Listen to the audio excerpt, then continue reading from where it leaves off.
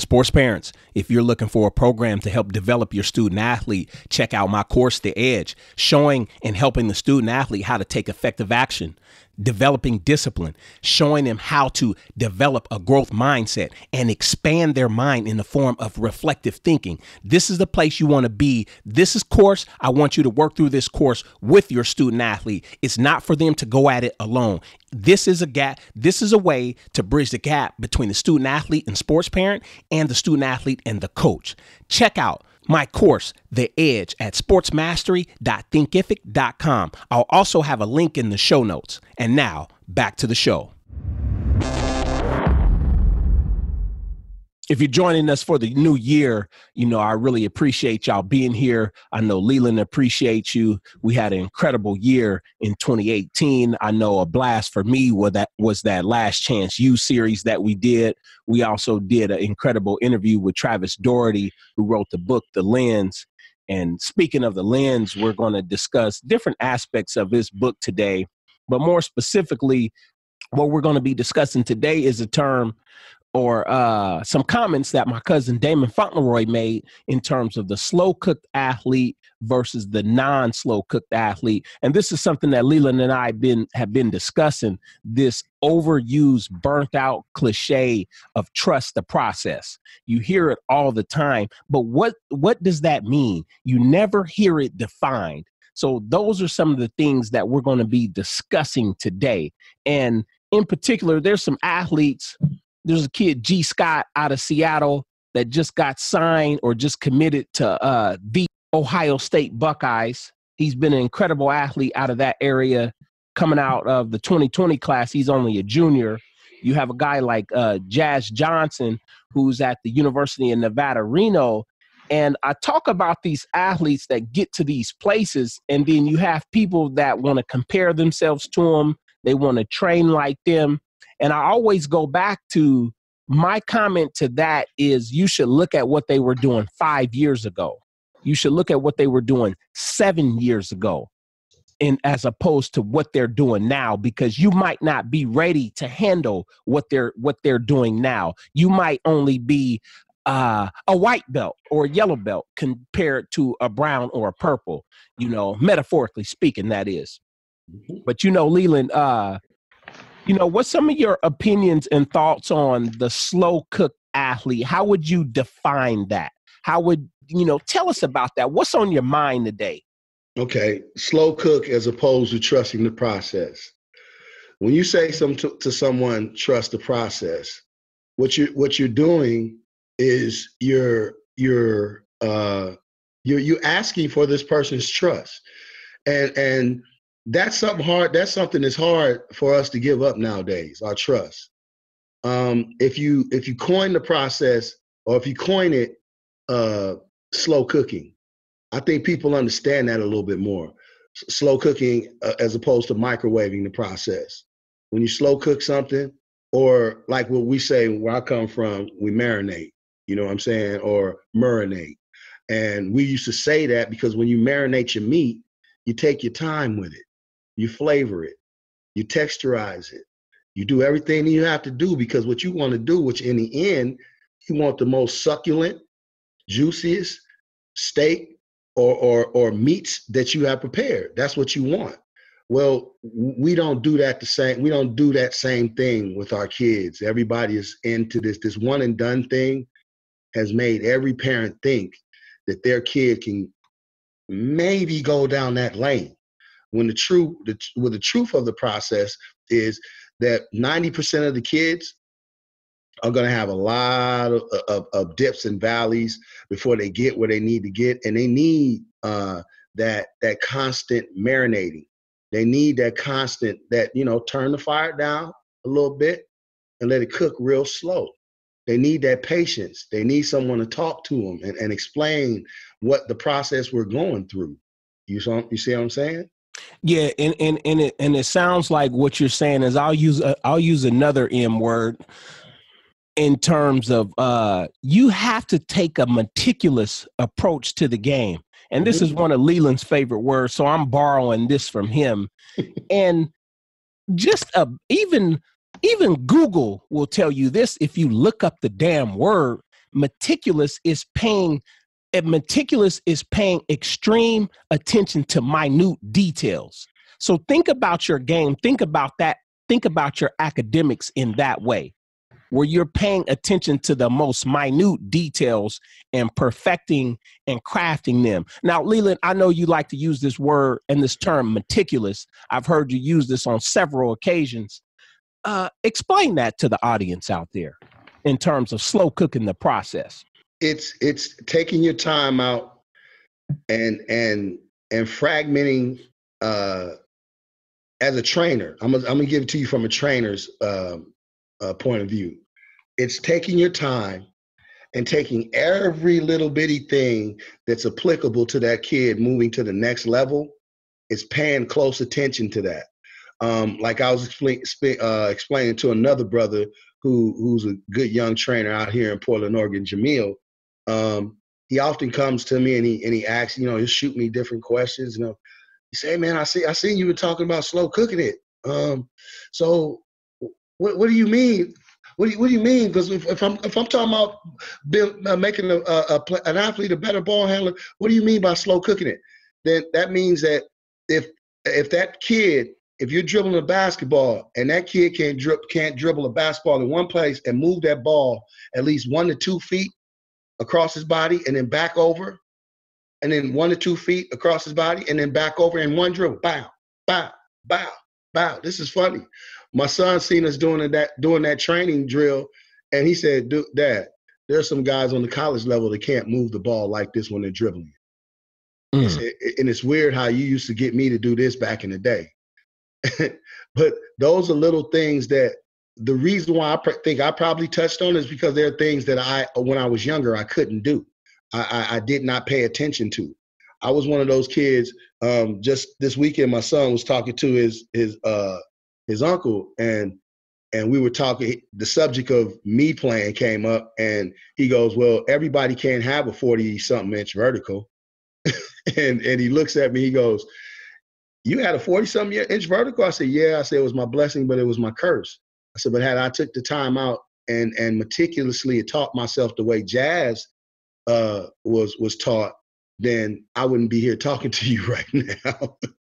And he said, "You probably wouldn't," and I probably wouldn't have. But that's the big difference in the process that I took years ago, because I knew my son when he was the first kid to get a scholarship as a sophomore in the state, and at that point I looked at him and said, "He's going to take 5 to get your 4, right?" And he looks at me. He said, "What you mean by?" I said, "It's going to take 5 years to get your 4. And we're here right now." You know what I'm saying? And it's all about you as a parent or you as a trainer being realistically looking at the situation and not putting a damper on your goals, not saying that you can't accomplish them.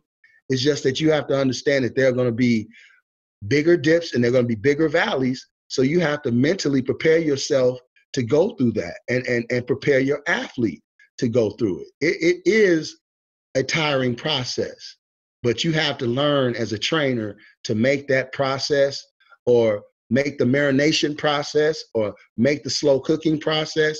You have to bring some excitement to it.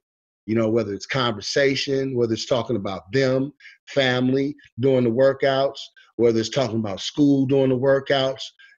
You have to think about something to motivate them to trust the slow cooking process.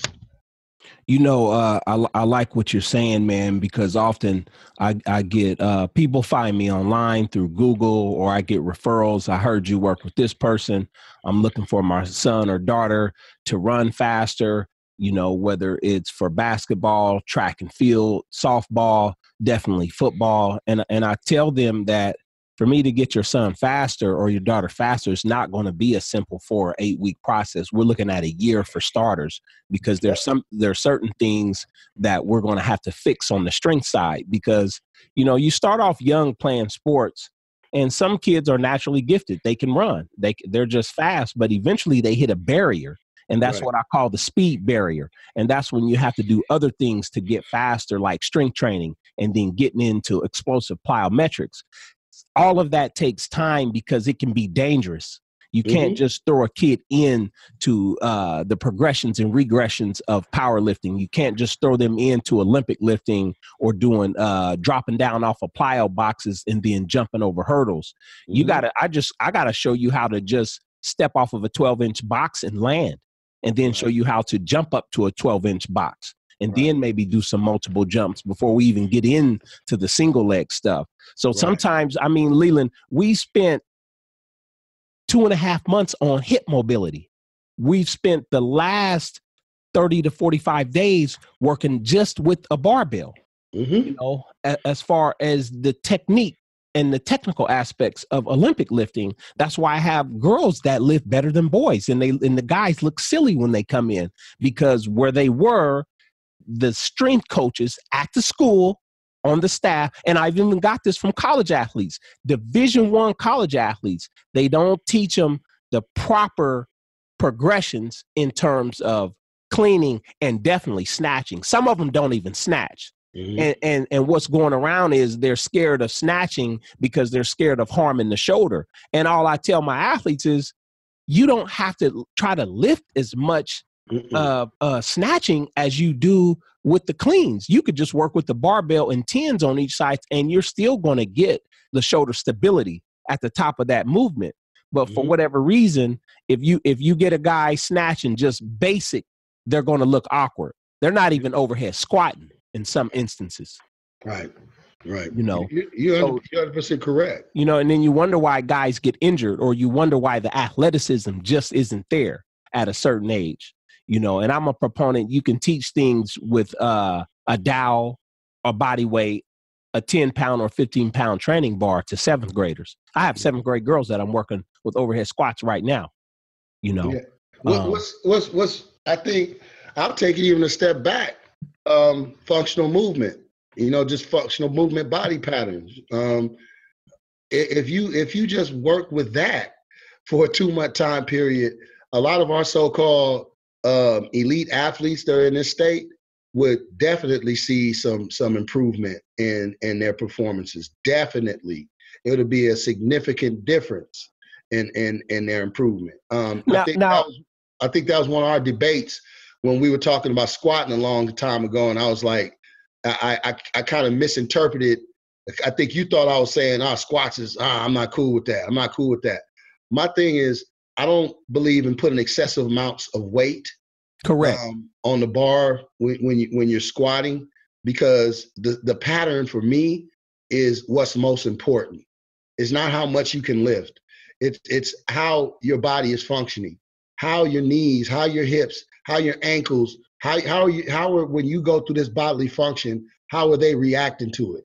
You know what I'm saying? If I see a little twinge in the knees, or I see a little shake in the ankles because of a stability problem, or if a kid he just can't drop down low enough, get his hips down low enough, those things are so much more important than the increments of weight that you're about to, and that's the one thing I think that athletes don't understand.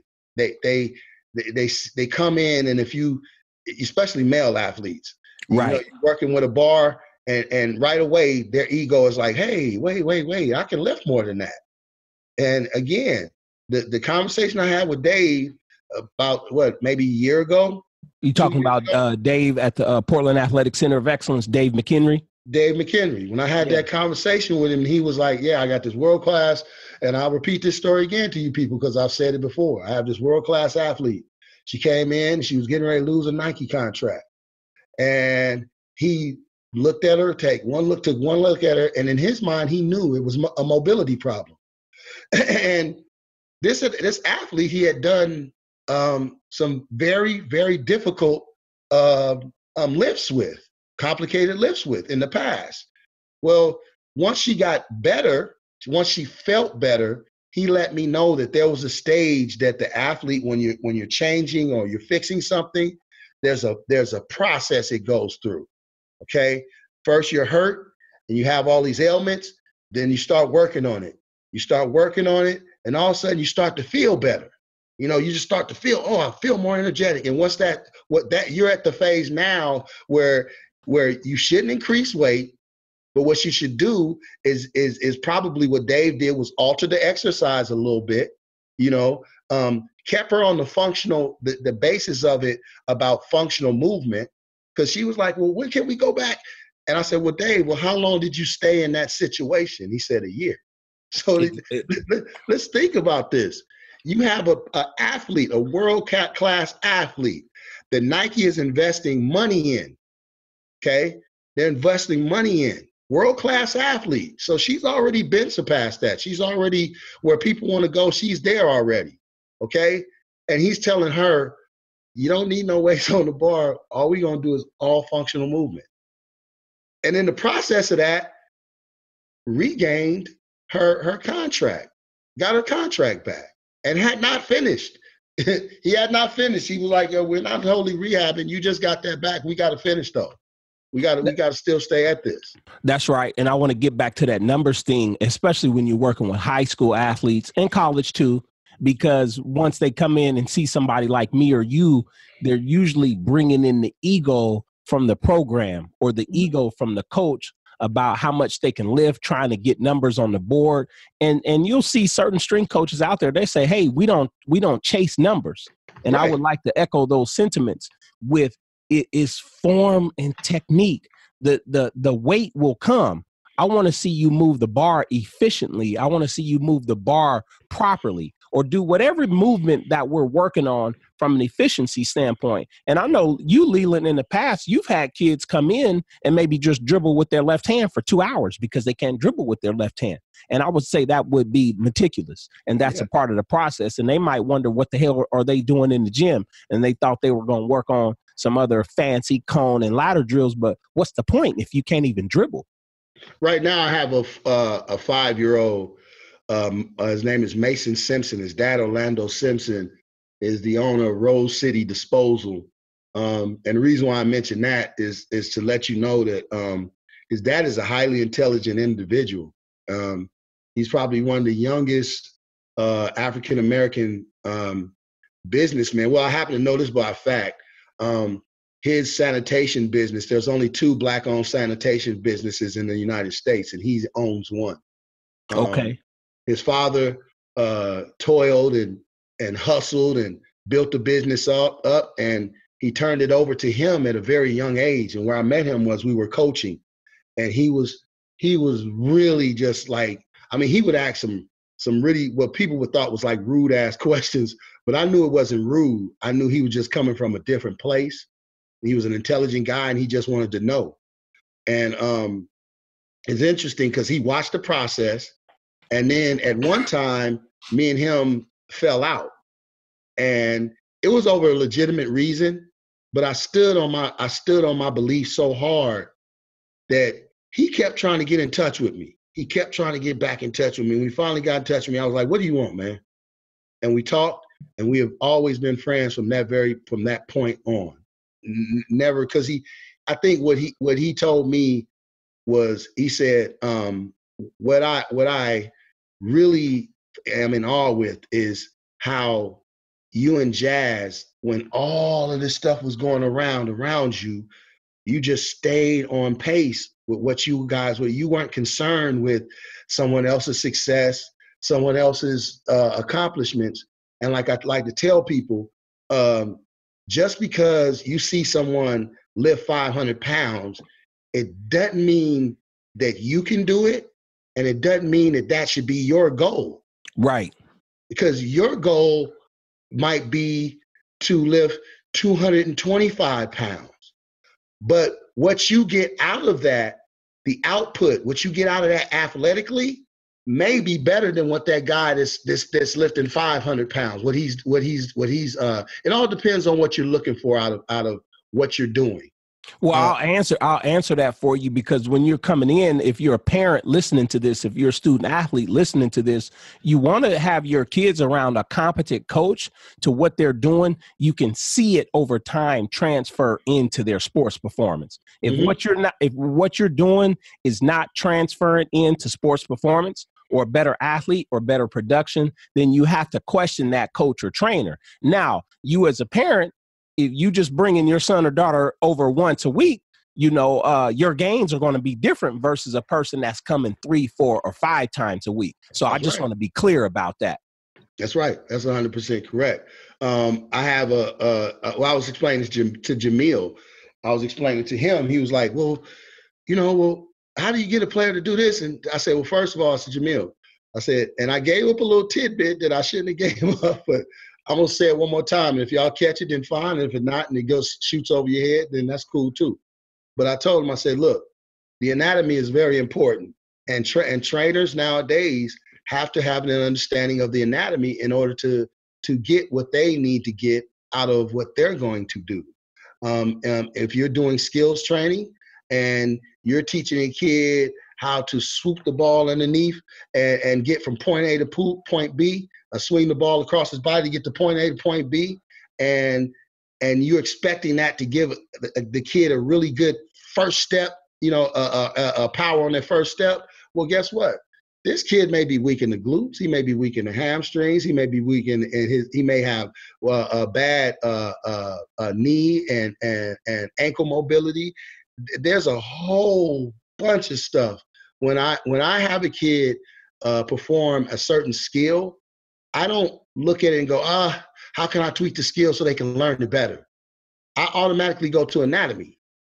I automatically look at anatomy. Okay, is she strong or is he strong in these areas in order for us to perform the skill? Is he or she mobile in these areas for us to perform the skill? Does he or she have enough stability in that area for her or him to perform that skill? That's where we have to take it to in training. We have to understand the human anatomy, 1. 2, slow, small steps are sometimes you get the biggest gains out of. Hey, okay? Leland, I'll also add to that is that if you're a coach or a trainer, and if you're a sports parent listening to this, you want your kids around somebody, and you have to be around a coach or a trainer that can say something and can where you can listen to them and conceptualize what they're talking about on how this is going to benefit your game. For instance, last night, Leland had a little 7th grader, got another one. She's a point guard, and we were working on the overhead squats last night, right?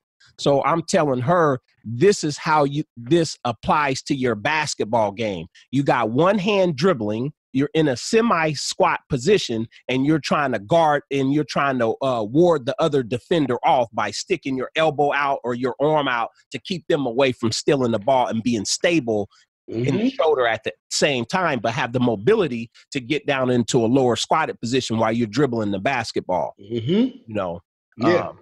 So that's why you would, that's how I was, that was our conversation. And it's weird because it's weird that you said it, because I told one of my athletes. So I said, as soon as the basketball season over, there was a guy doing some overhead squats. And I said, as soon as the basketball season over, you see that? And she said, yeah. I said, we're going to do a lot of that with the bar. And she looks, she said, well, that's a kind of complicated movement. I said, well, those movements you need to start learning right now. I said, so we can get you ready, because I don't know, you may perform those movements in college. From what I've been seeing, no, they don't. But you know what I'm saying? And I have 3 athletes on the Division I level in basketball and football. You know what I'm saying? Some of them, it's not needed. Some of them, it's an exercise that's not needed for some people, or some athletes a great deal. Some athletes need to perform that movement more than others. But correct, you need to understand those technical movements and understand the importance it's going to have on your performance. You're very right. The stability and all that kind of stuff is areas and they're places that trainers today have no clue about, one, and some of them are just reluctant to learn. He was telling me, he said, I tell my athletes, you have to do this on your own. And I had to correct him. I said, no. I said, what you're doing now is you taking that athlete and you pushing that athlete onto somebody else. That's right, because you have to be there to supervise the movement, the overhead squat. You have to supervise the front squat, unless the mom and dad grew up with those movements and they're good at what they do. And that's very, very rare. I have a daughter that's what sport did I have a girl that plays? Oh, she plays volleyball, but her dad is a champion Olympic lifter on the amateur level. So I could say, Jim, I need you to work on this with your daughter, and she's in I feel comfortable with that because her dad understands these movements. Right. And I said, just work on it with the 10 or 15-pound technique bar. That's very rare, though. Yeah, and the funny part about that is what they don't know in that situation. You're helping you're doing other things. You actually helping his and her relationship. That's right. She doesn't have to go run and get her information from people that she's not familiar with. Getting your information from people that you're familiar with and you have relationships and had relationships for a long time is very important. But these are the things that have been overlooked, and it's because of that carrot that's out there. Just watching the state of Oregon basketball right now, and just seeing what's going on. I was glad to have one of the players that Jazz played with, Deontay Strickland. He was at the game with us, and I said, in your point of view, look at this, and what do you see? And I didn't try to put anything inside his mind about what I wanted him to say. I just said, what do you see? And he looked out there and he just said this automatically. And this is him, who's a participant, who's probably 3 or 4 years away from, he was one of the all-tournament players in this tournament. And the first thing came out of his mouth was, they don't seem as grimy as we were.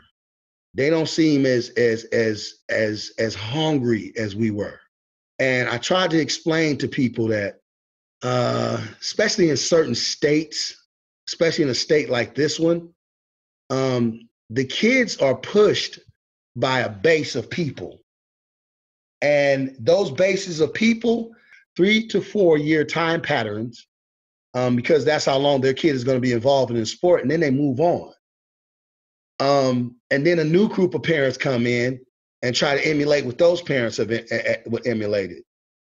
And the problem that you're having is the next group of parents that keep coming through, they're missing a lot of the fine-tuning things. They're missing the things that you have to focus on and take time with. And that's where I came up with the terminology, they're microwaving the process. You know, you and I know that to put food in the microwave too much or too often, that something else is coming back with you. You know, say sometimes you should take if you're trying to reheat something, turn on the oven. Let it warm up in a conventional manner. Or do this. Take the same proportion of a meal, put one in the microwave, and then put one in the oven, and then pull it out and eat it. I guarantee you the one that was in the oven, you're going to enjoy it a lot more. It's definitely going to taste better. It's definitely going to taste better. And that's the thing that we're talking about is when you gotta put the ingredients in. We call it 11 herbs and spices. Yes, sir. You know, so you gotta, you know, it's important to play. I get that, but what's more important, why don't you think about spending 3 to 4 times practicing and training as much as you do playing? You know, and I know that that's an Eastern European approach, where you put more effort for every hour that you play, you put 3 hours or 4 hours into training. Thank you. Practice. You know, because you have the skills training, you have the strength training, you have the jump training, and then you have the mental training in terms of like your film studies. Well, see, that's one area, bro, that I say 98% of the kids are missing on. If you sit down with kids right now and you ask them, do they watch film? 1, their coaches don't know how to watch film. 2, when they do watch film, they're just trying to glaze over it because they want to get to practice. You know, when in actuality, what you should be doing is you should have a film session. And if that film session takes up 2 hours of your practice time, guess what? That's what you do. You know, and when you see yourself doing something the incorrect way, it slaps you in your face, especially when it's on camera. It slaps you right in your mug.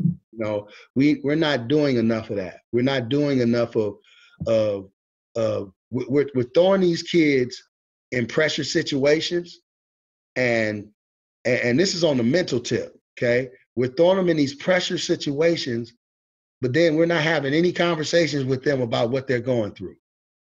Parents, oh, well, tell your coach. Parents, it ain't that easy. I was just telling. What if they don't trust the coach, or what if they don't have a relationship where they feel that they can go talk to the coach, and you're telling them to go do that? It's already awkward. You have to. Let's take Wayne, for example. Okay. Wayne McKinney, probably one of the best. No, I ain't going to say probably. I'm going to stop saying probably. He's in the top 2 or 3 in this state as far as basketball players, and it doesn't matter which class it is. Top 2 or 3, and he's a sophomore. Okay. His mom, his adopted mom, we was having a conversation about, her going to, well, I don't feel comfortable. I said, well, you're going to have to do it. Eventually you're going to have to do it. Well, guess what? She did it. And now her, the coach, and the kid have a better understanding, and he feels a lot better and a lot more confident and secure going into the situation, and working with this individual. Parents, you can't take your hands off. And we've always said that is that the parent should be, willing to build a relationship with the coach to see where he is, and to see if that coach is willing to build a relationship with the parent and the student athlete, and where it's not just basketball. And here's the fine line to that. Okay. Yeah, because there can be a reversal or people go in the wrong direction. Yeah. Before you go to the coach with any issues, view the issue yourself and be realistic with yourself. Is there anything that I can do first before I go to him and ask him about what's going on, and ask him about what's going on, or my whatever I have a disgruntlement with, I can ask him after I take care of my issues. And you'll find out that 80 to 90% of the time, it's probably something that you can fix that can make the situation a little bit better, or help the athlete understand it a little bit better. You know what I'm saying? I call it not pointing the finger outward, but pointing the finger inward, pointing it at yourself. And when you start being that kind of athlete, or you start allowing yourself to be that type of parent, there's a certain amount of ownership in the development process. I feel so secure with my athletes that they understand that what we're trying to get out of this in the end result, and that's a process. That's something that you have to do in the very beginning, like what you do. You take your athletes to an interview. You sit down with the parent. You sit down with the kid. You even have an example of what the kid could be while you guys are talking in there in the gym. So this kid is looking at a kid that you're working with, watching them do some complicated lifts, going, God damn, I ain't never did that. But at the same time, you're sitting down, well, I need to have this. I need to have this understanding from you. I need to have this dedication from you. Those are the processes that we have to go through now in order to find the type of kid that we need to do the work that we love to do. Yeah. And that's what I call that symbiotic relationship with the student athlete and the sports parent. Mm-hmm. Because when we can get that to gel, we can go somewhere when we're all on the same page. And especially when you include like the middle school or like the high school coach. When we got everybody on the same page, you have something, you have a gift coming back to you down the line. I'll say that, Leland, before we close out, if when we talk about slow cooking, we're talking about strengthening or overcoming your weaknesses. And we're talking about doing that from a positive state of mind. We're talking about being willing to do the thing that you need to work on the most. It might take hours to do. You might spend a whole training session on that. And then that might lead to several training sessions on that. And you're doing it because you can see into the future. Mm-hmm. That's true. So you have to be able to see into the future. You have to be willing to see past now, where you don't want the meal done in 2 minutes. Take the 5-year process, take the 6-year process, see where you're going to be, visualize where you can be in 4, 5, 6 or 7 years. Before we close out, Leland, and I just want to say, we're going to revisit this topic on several occasions, and we're going to have some guests that come on and talk about the process, the difference between slow cooking it and microwaving the process. But before we close out on this particular episode, Leland, did you have a few words that you want to share with the sports parents and student athletes and young coaches out there? Yeah. Always keep you a Deshaun Fauntleroy on the side, and Deshaun Fauntleroy's always keep you a Leland Johnson on the side. And the reason why I say that is because I was watching a program called More Than the Athlete last night. Maverick Carter, LeBron James, Rich, I forgot his name, but he's the agent end of LeBron's enterprise. It's 4 individuals, but that bring that organization together. But they were making a statement about their friendship and how they use their friendships to check themselves. Like Maverick said, you know what? The reason why I enjoy having this relationship with you guys, because we could be talking about some frivolous shit, and all of a sudden we'll get on a subject about something that's really, really pertinent to what we're doing. And he said, what makes me want to be successful is having someone by my side that's not gonna when I need to know something, I can go to that person and get it. Or if I'm slipping, then I gotta have that person that's telling me I'm slipping.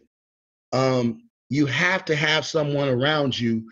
Just Rich Paul, that's his name. He said you have to have someone around you that's gonna tell you when you're not doing something correctly, whether you want to hear it or not. You have to have that individual around you. You know what I'm saying? And you may receive that information at the time, like, okay. But if you write with yourself, what that person is going to say is going to stick with you, and you're going to let it marinate in your mind, and then you're going to use what you can use from that statement, and you'll throw away what you can't use. So get that person in your life, get that person around you, and have those types of people around you, and that'll lead you away from some of the pitfalls that you may go through in this process.